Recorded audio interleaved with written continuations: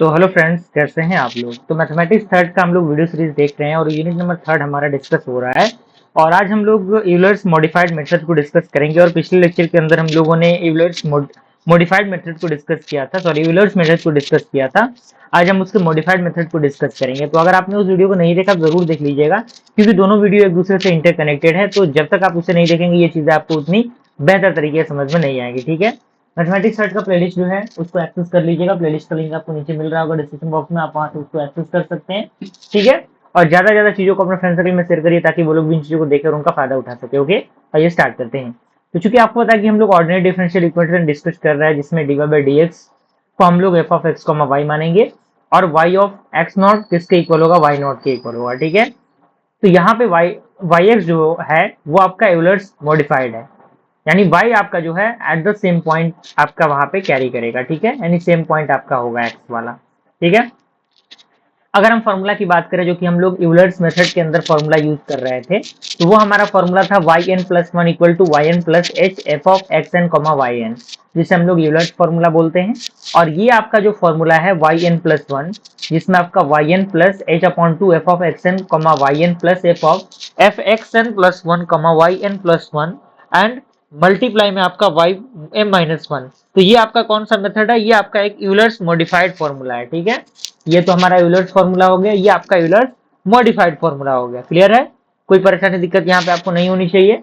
तो यहाँ पे क्वेश्चन के माध्यम से हम चीजों को समझते हैं। ये तो फॉर्मूला दे दिया गया है, क्वेश्चन कैसे सॉल्व करेंगे। क्वेश्चन कह रहा है कि if d y by d x equal to x plus y का होल स्क्वायर, यानी d y by d x क्या दिया हुआ है, एक्स दिया गया है प्लस वाई स्क्वायर दिया गया है, और बताया गया है कि y इक्वल टू वन है किस पे, at x equal to zero पे। ठीक है, तो फाइंड करना है हमें क्या, एक अप्रोक्सीमेट वैल्यू ऑफ y के अप्रोक्सीमेट वैल्यू को फाइंड आउट करना है किस पॉइंट पे, x इक्वल टू 0.2 पे। ठीक है, क्लियर है, किसके द्वारा, bye the Euler's modified method.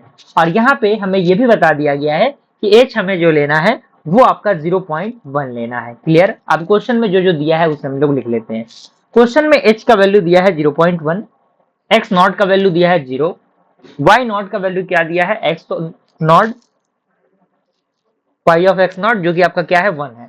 Clear है, और यहाँ पे जो हमारा f ऑफ x का y जो दिया है वो क्या दिया है, वो ये इक्वेशन दिया है x प्लस वाई स्क्वायर वाला। ठीक है, तो यहाँ से हम x1 निकाल लेंगे, क्या होगा, x नॉट प्लस h होगा जो कि आपका 0.1 होगा। दूसरा x2 निकालेंगे जो कि x1 प्लस h होगा। तो x1 का वैल्यू आपको पता ही है 0.1 है, और h का वैल्यू आपको दिया ही हुआ है 0.1।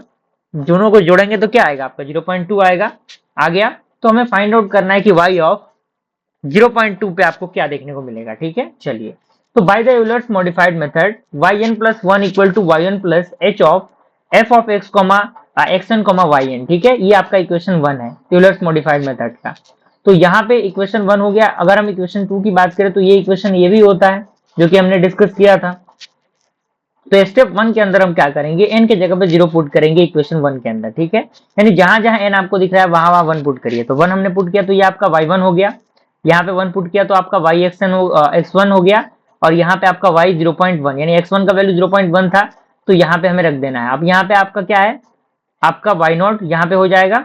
ठीक है, और यहाँ पे h f x not comma y not होगा। ठीक है, तो चूंकि आपका y नॉट y1 किसके इक्वल होगा, y ऑफ 0.1 के इक्वल होगा, तो यहाँ से हमें वैल्यू को पुट करना है। तो y नॉट का वैल्यू कितना है, 1 है, प्लस h का वैल्यू कितना है 0.1, और फंक्शन में हमारा क्या है x प्लस वाई स्क्वायर था तो नॉट हमने दिया है, तो यहाँ पे क्या होगा, x not plus y not का स्क्वायर हो जाएगा।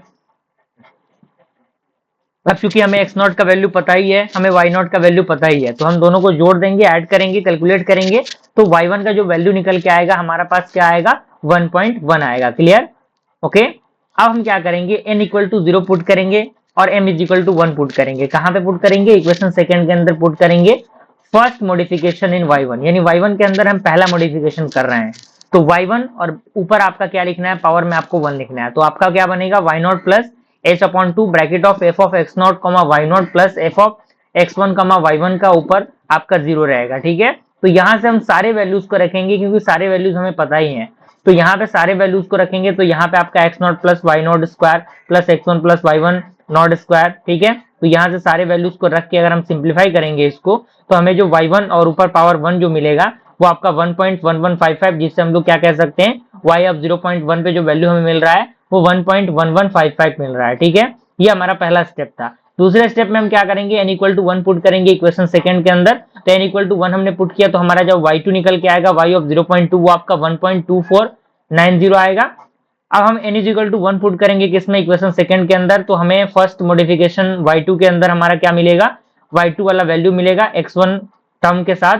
तो यहां से हम इसको निकालेंगे तो 1.2708 आएगा। ठीक है, तो यहां से हमें यही निकालना था, 0.2 पे हमें वैल्यू निकालना, तो ये आपका कितना आ चुका है, ये आपका 1.2708 आ गया है। और ध्यान रहे ये आपका एग्जैक्ट वैल्यू नहीं होता, ये अप्रोक्सीमेट वैल्यू होता है। ठीक है, तो हमने क्या किया, इस तरीके से इस मेथड को कंप्लीट किया।